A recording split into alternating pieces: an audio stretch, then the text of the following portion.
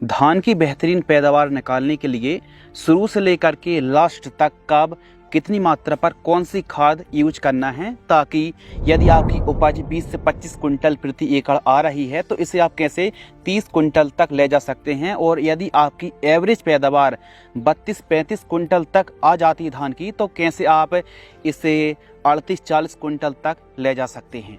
अधिक हरियाली, बेहतरीन 20 से 30 फुटा प्रति पौधा, आपको कल्लों की संख्या देखने के लिए, तना मोटा मजबूत हो, जड़ों का शानदार विकास और पीलापन दूर करने के लिए, फसल हरी नहीं बल्कि गहरी हरी भरी फसल के लिए सही समय पर बेहतरीन पोषक तत्वों की पूर्ति करनी पड़ेगी। जैसे धान की फसल पर zinc, boron, sulphur, copper, potash, phosphorus, iron और नाइट्रोजन जैसे तत्वों की अधिक आवश्यकता पड़ती, जिसमें जिंक, सल्फर और पोटास अछूता नहीं है।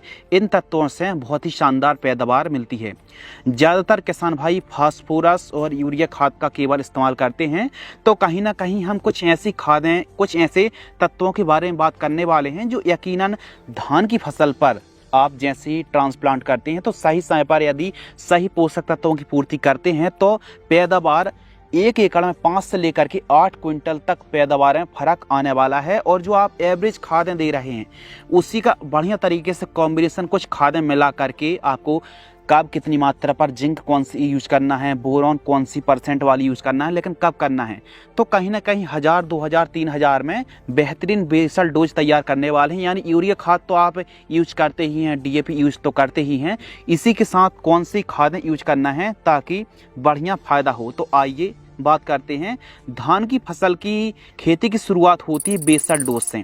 यानी आप खेत की तैयारी कर रहे हैं तो इस समय वो टाइम पीरियड होता है जब पोषक तत्वों की यदि आप पूर्ति करते हैं तो आगे चल के ट्रांसप्लांट के बाद जड़ें मिट्टी को जल्दी पकड़ती, हरियाली, अधिक चाल ग्रोथ देखने के लिए मिलती हैं। तो बेसल डोज प्राइमरी न्यूट्रिएंट में हम यूज कर रहे हैं DAP खाद 50 किलोग्राम।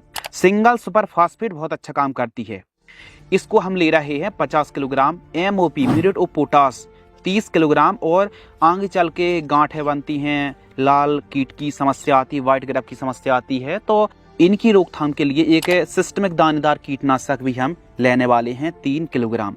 तो बेसल डोज प्रति एकड़ की दर से हैं। बेसल डोज का खर्च 1 एकड़ में लगभग 3000 रुपये के आसपास का खर्च आने वाला केवल बेसल डोज का। धान की प्लांटेशन कंप्लीट हो गई। अब बात आती है पहली खाद, दूसरी खाद में कौन कौन से तत्व प्रयोग करना है जिससे अधिक हरियाली, ज़्यादा फुटाव आए। तो देखो सबसे ज़्यादा जरूरी है कि बात चलती है ना, 30-40 दिन की धान की फसल होती है, अधिक हरियाली, अच्छे फुटाव आए, तो अच्छे फुटाव के लिए बेसल डोज तो जरूरी है ही।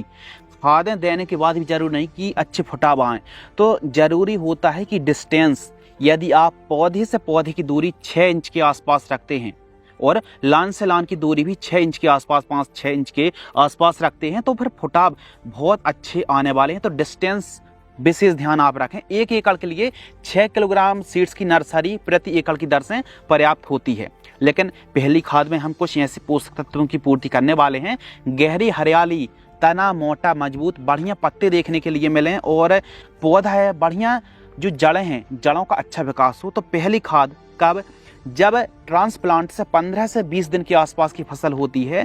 तो इस समय हम ले रहे हैं रैली गोल्ड, टाटा रैलीज की जो रैली गोल्ड आती है, इसमें काफी सारे पोषक तत्व हैं। इस प्रोडक्ट के शानदार रिजल्ट देखने के लिए मिलते हैं। इसका कारण है कि इसमें 8 से 9 ऐसे पोषक तत्व हैं जो धान की फसल के लिए परफेक्ट टाइप के हमको दिखते हैं, जैसे सीवीड है, अमीनो एसिड है, ह्यूमिक एसिड है, माइकोराइजा जैसे पोषक तत्व हैं।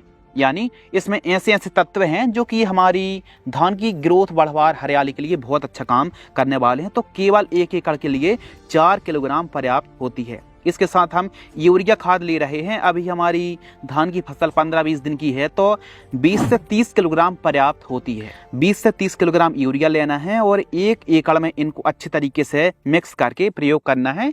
इन दोनों को ठीक तरीके से मिक्स करके प्रति एकड़ की दर से यूज करना है। अब पहली खाद का जो खर्च आने वाला है वो 800 रुपये से लेकर के 1000 रुपये के आसपास का खर्च आने वाला है पहली खाद में। दूसरी खाद की बात करें सेकंड फर्टिलाइजर्स की, तो ट्रांसप्लांट रोपाई से जब हमारी धान की फसल 40 दिन के आसपास की होती है तो इस समय जो आपको फर्टिलाइजर्स यूज करना है, यूरिया खाद आपको एक बैग पूरा 45 किलोग्राम यूज करना है और इसके साथ जिंक सल्फेट। अब मार्केट में अलग अलग परसेंटेज में जिंक उपलब्ध होती है, आपको जिंक लेना है 4 से 5 किलोग्राम 33% वाली। इसमें सल्फर की मात्रा भी होती है 15%। और ध्यान रखिए हमने एसएसपी जो हमें खेत की तैयारी के समय यूज किया था तो एसएसपी में सल्फर भी होती है। बाकी हम अभी भी सल्फर ले रहे हैं क्योंकि सल्फर धान की फसल पर गहरी हरियाली के लिए बहुत अच्छा काम करती है, टेस्ट के लिए, उत्पादन बढ़ाने के लिए बहुत बढ़िया काम करती है सल्फर यानी गंधक। तो जिंक सल्फेट हम 33% वाली ही ले रहे हैं, 4 किलोग्राम से लेकर के 5 किलोग्राम। इसके साथ हम मिक्स कर रहे हैं सागरिका दानेदार जो कि प्योर सीवीड होता है। तो सागरिका दानेदार 10 किलोग्राम, इनको प्रति एकड़ की दर से यूज करना है। और इस समय आप चाहें तो यदि आपने बुआई के समय जैसे रीजेंट अल्ट्रा या फिर कार्बोफ्यूरॉन है जैसी दानेदार कीटनाशक का यूज नहीं किया है तो फिर इस समय आप क्लोरपाइरिफास 25 से फिर 50% वाली 500 ml आप यूज कर सकते हैं। जो गांठें बनती हैं, सुंडी, लाल कीड़ा या फिर ग्रब जैसी समस्या आती है ना जड़ संबंधित, तो उनको क्लोरपाइरिफास कंट्रोल करती है। यदि आपने बुआई के समय कोई दानेदार कीटनाशक यूज नहीं करी है तो उसके लिए है आप इसी सेकंड डोज में आप यूज कर सकते हैं। तो दूसरी खाद का जो खर्च आने वाला है 1 एकड़ में वो आने वाला है 1200 रुपये से लेकर के 1300 रुपये के आसपास प्रति एकड़। जबकि तीसरी जो खाद है ट्रांसप्लांट्स हैं, रोपाई से हमारी धान की फसल 50 से 60 दिन के आसपास की होती है तो इस समय केवल यूरिया खाद देने की आवश्यकता है। यदि थोड़ा पीलापन ज़्यादा दिख रहा है, कमज़ोर ग्रोथ है तो फिर 45 किलोग्राम यूरिया, नहीं तो 30 से 40 किलोग्राम यूरिया में भी काम चल जाएगा। 30 किलोग्राम ही डोज रखें। और सल्फर आप चाहें तो ले सकते हैं, चाहे तो यदि बहुत मतलब फसल की ग्रोथ रुकी हुई है तब के लिए कि सल्फर आप यूज करें 5 किलोग्राम 90% वाली जो बेंटोनाइट सल्फर आती है इसका इस्तेमाल आप कर सकते हैं। तो तीसरी खाद का खर्च आने वाला है लगभग 1000 रुपये के आसपास। यानी आप धान की फसल पर खादों का काम हो गया, यानी बेसल के समय पहली खाद, दूसरी खाद और तीसरी खाद, 3 खाद देने की आवश्यकता है। शुरू से लेकर के लास्ट तक जो खाद का खर्च आने वाला है वो 6000 से 6500 रुपये के आसपास का खर्च आने वाला है धान की फसल पर। अब देखिए आप डीएपी है और एमओपी जैसी खादें हैं तो आपको तो यूज करनी ही है, यूरिया तो आप यूज करते ही हैं। तो हमने क्या अलग से ऐड किया, इसमें हमने रैली गोल्ड, सल्फर, सागरिका और जिंक जैसी खादें यूज करी हैं जो कि पूरा धान का यदि हम विश्लेषण करें तो 2000 से 2500 रुपये के आसपास का खर्च आने वाला है। यानी 1 कुंटल धान का ही पैसा लगने वाला है। तो कुल मिलाकर के यदि इन खादों का यूज आप करते हैं तो 1 एकड़ में 5 से लेकर के 7 कुंटल का फर्क देखने के लिए मिलने वाला है। इन खादों का यदि आप इस्तेमाल करते हैं तो बेहतरीन आपको परिणाम देखने के लिए मिलने वाले हैं। धान की, मक्का या फिर सोयाबीन जैसी और ही फसलें, सब्जियों की जानकारी के लिए आप हमें जल्द से जल्द सब्सक्राइब कर लीजिए। हम जब भी नई वीडियो लाएंगे आप तक नोटिफिकेशन पहुंच जाएगा। धन्यवाद।